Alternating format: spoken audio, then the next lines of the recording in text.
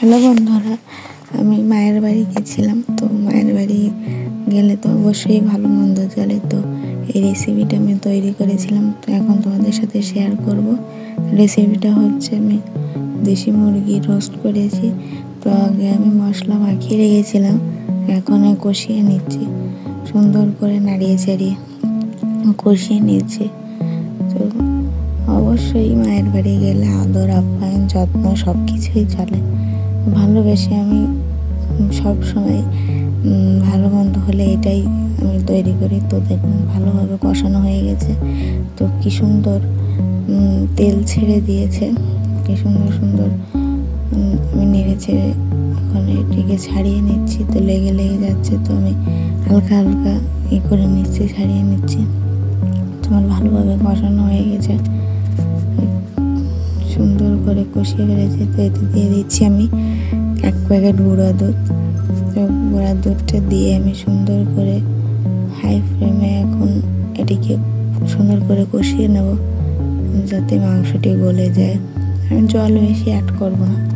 তো এই দুধটা দিয়েই আমি সুন্দর করে আমি এখন জাল দিয়ে নিচ্ছি ভালো করে। তো সুন্দর করে জাল, দেখুন গাইস কি সুন্দর কালার এসেছে। তো রেসিপিটা আমি প্রায় তৈরি করি। তো এতে দিয়ে দিচ্ছি, অ্যাড করছি 2 চামচ চিনি। অবশ্যই রোস্টে চিনি দিতে হয়। রোস্ট জিনিসটা একটু মিষ্টি মিষ্টি লাগে, ওই জন্য এতে চিনি অ্যাড করতে হয়। সেটা তো তোমরা অবশ্যই জানো। তো দেখো গাইস, আমার রেসিপিটা তৈরি হয়ে গেছে। তো কালারটা কত সুন্দর এসেছে। তো আমি একটু ডেকোরেশন করে নিয়েছি হালকা একটু।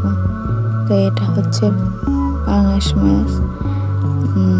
মাছটা আমি হালকা ভেজে সুন্দর করে খাওয়ার জন্য রেডি করেছি। তো কেমন লাগছে গাইস অবশ্যই বলবে। তো দেখো গাইস কেমন সুন্দর গ্রেভিটা, কত তেল ছেড়ে দিয়েছে মাংস সুন্দরভাবে। তো গ্রেভিটা এত সুন্দর হয়েছিল গাইস, বিশ্বাস করো না। তো অবশ্যই বলবেন আমার ভিডিওটা কেমন হয়েছে।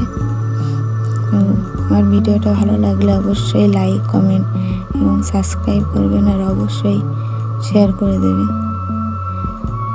দেখুন গাইস মাংসটা কত সুন্দর নরম তুলতুলে হয়েছে।